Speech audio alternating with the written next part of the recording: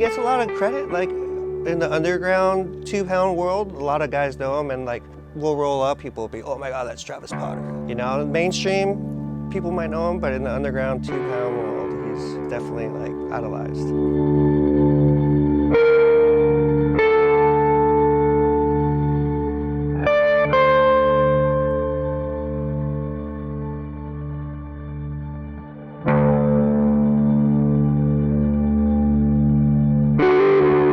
I started going over there to Indo right out of high school, 97, when I started doing serious time over there. Timmy started coming over a lot, and then Brett traveled with Mikala.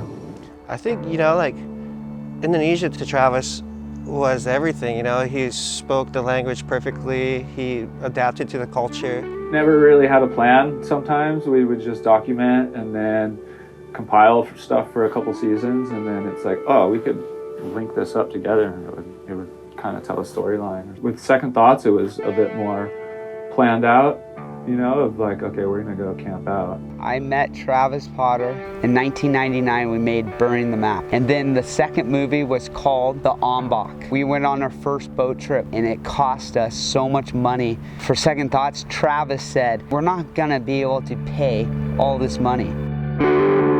Travis actually got like 4.0 GPA all through high school, started going to college, and then looking at him, I was like, oh, this is like the smartest guy I know. He's going to be like a millionaire, like probably own a tech company, and yeah, he just does a 180 and goes feral into the jungle.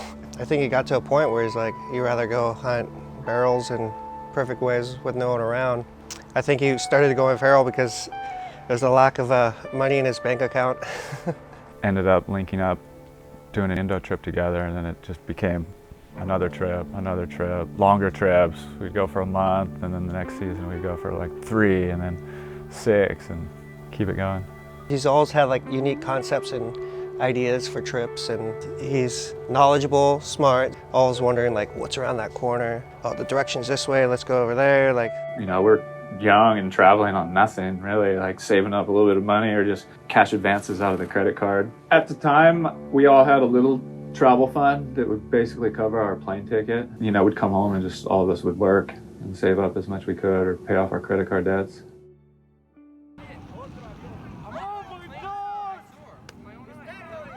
After the Twin Towers went down, and we were over there when it happened and didn't even find out about it until, you know, a week or so, and didn't even see the video for at least a month. US got involved with the attacking foreign countries, and it had its backlash. They were doing some sweeping, and we had to hide out in hotels, and they were trying to kick us out of the country. And I think at the time we didn't really realize that we could have got ourselves in trouble, you know, just kind of being young and ignorant to the world's problems, and kind of looking back on it, that if we'd have tried to confront the situation, you know, it would have gotten worse quick. We found out what happened when we got to the island from a buddy. Dustin Humphrey went to the boat and said, hey, this is what's going on right now. Brett Schwartz got a picture with bin Laden, you know, on a bus, just Taliban. That photo I was showing you was over those few years we were filming Second Thoughts, and there was quite a bit of animosity towards the US. Kind of got in some areas that we weren't really wanted. I grew up hunting and fishing, and Timmy and Brett as well grew up, you know, camping and being self-reliant with their families, and so we all had that in common. And sometimes we had no food, or sometimes we were eating the best meals ever. We kept going out for longer and longer trips.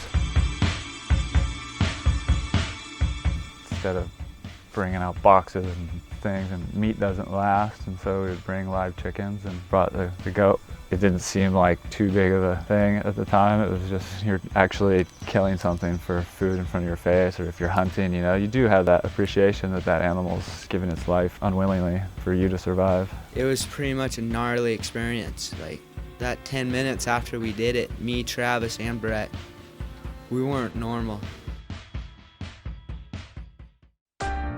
When we started taking the filming thing a little more serious, it was Timmy was the one who went and bought all the gear and was like, okay, well, let's go put in the time and do this. And yeah, we were kind of just collecting footage, and because we would see waves that we weren't seeing documented. Now looking back, it's a bit of a double-edged sword, because then you're you know, showing people these waves that you want to surf by yourself. The camping thing was his idea. The camera shots, you know, all that crazy angles, his idea. Like, if you know Travis, he was really good at barrel riding and working with photographers and getting shots. He's always had like unique concepts and ideas for trips and to make all these weird housings. It was his theory to like strap the camera on the reef, and they had all this underwater footage of them just surfing past it. Yeah, they're doing all this like POV stuff with PC-1000, that little Sony camera, and Timmy made the movie, but it was Travis's like, hey, let's do this, let's do this, let's do this, you know.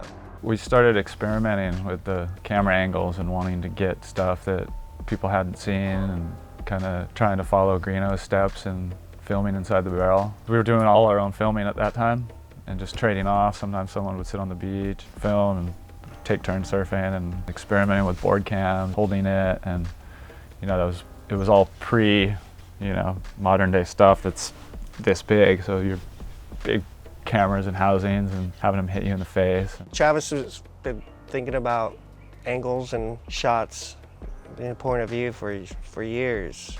Yeah, way before the GoPro came out. I owe Travis a lot of, like I piggybacked off that guy his whole life, you know? From shooting to barrels to finding waves. Like, I didn't even find a wave, I'd just go with Travis. You'll find them, you know?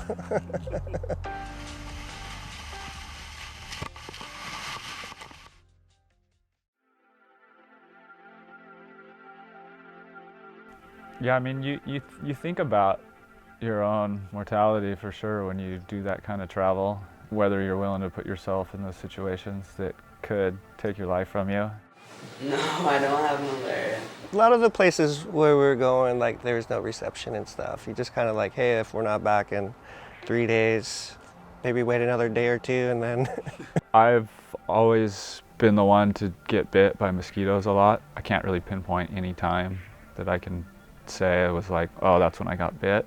I got sick about 2 weeks after a trip, and it came on really quick and really hard. Well, it goes to your brain, right? Falciparum, so it ends up going in your brain. You end up, you know, you got high fever for a long time and ended up in the hospital for 2 weeks or something. But it really affects your brain for, you know, another 6 months, a year afterwards, just being on edge and anxiety and kind of just not trusting people in the world, and does its toll on your mind for sure, psychologically. It's like being on a really bad trip for a year. The side effects, they just are really mental.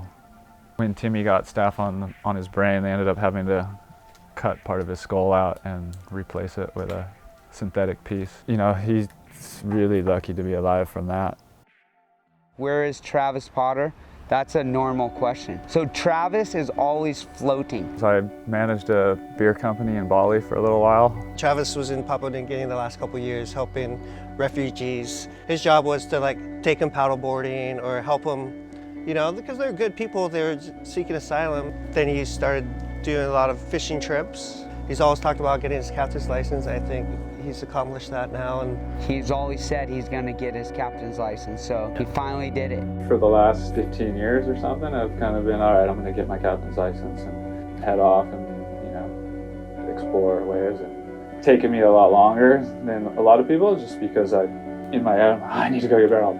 The only way he goes on trips is he pulls his 9 to 5 and saves some money and then pulls the trigger on that swell.